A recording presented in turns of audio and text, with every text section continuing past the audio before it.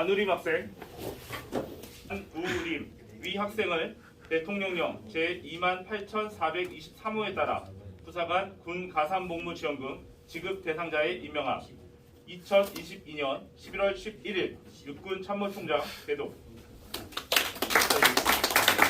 시청장 연성대학교 허미임 위 학생을 대통령령 제28,423호에 따라 부사관 군 가산복무지원금 지급 대상자에 임명함. 2022년 11월 11일 육군 참모총장 대도. 축하드립니다. 임명장 연성대학교 황이찬 위 학생을 대통령령 제28,423호에 따라 부사관 군 가산복무지원금 지급 대상자에 임명함. 2022년 11월 11일 육군 참모총장 대도. 축하드립니다.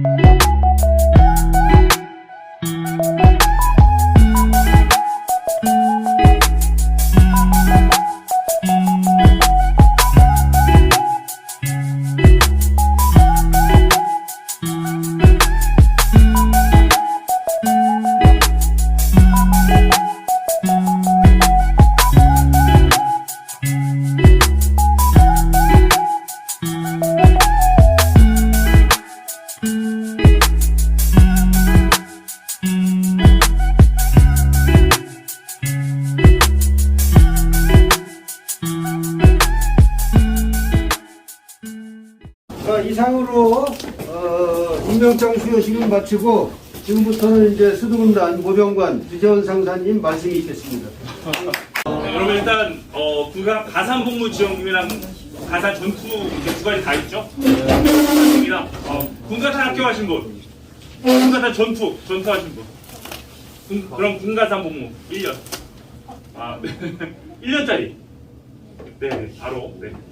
아무튼 정말 축하드리고, 여러분들 사실 이제 평가에 시험에는 합격한 거잖아요. 그렇죠?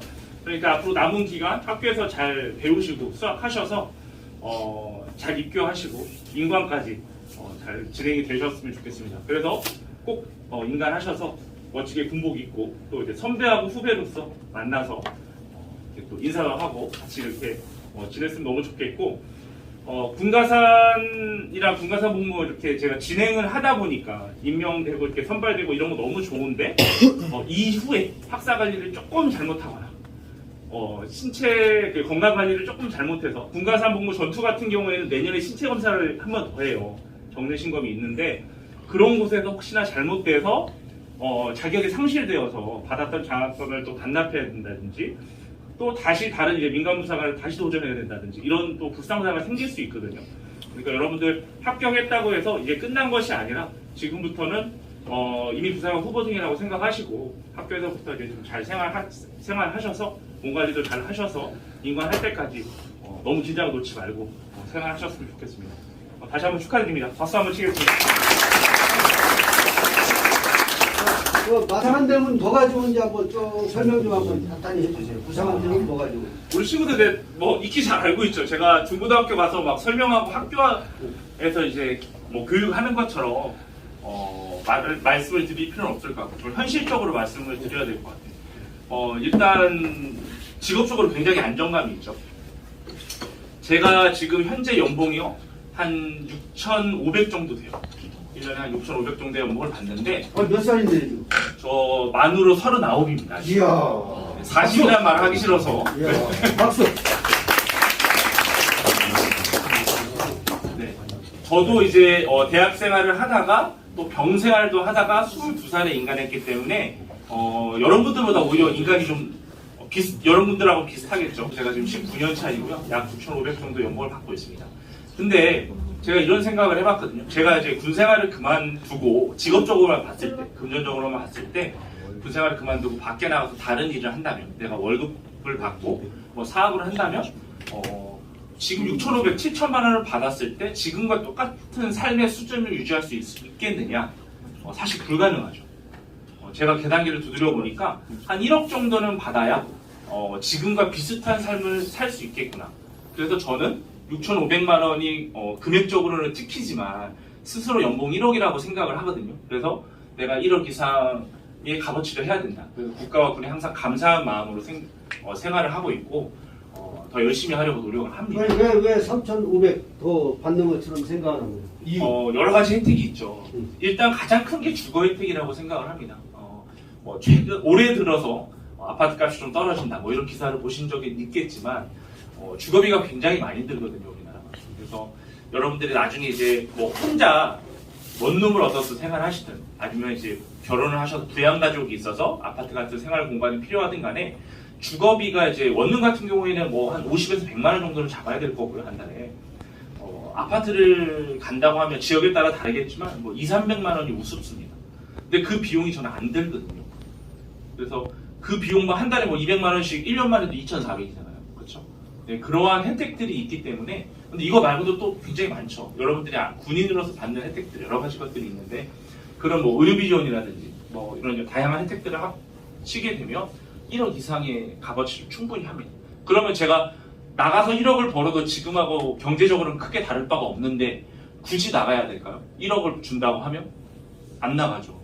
훨씬 명예롭고 자부심이 있는데 지금 그러면 금전적으로만 봤을 때는 1억 5천 원 받아 제가 나갈 건데 지금 밖에서 누가 저 1억 5천 줄까요? 쉽지 않은 이야기 같아요.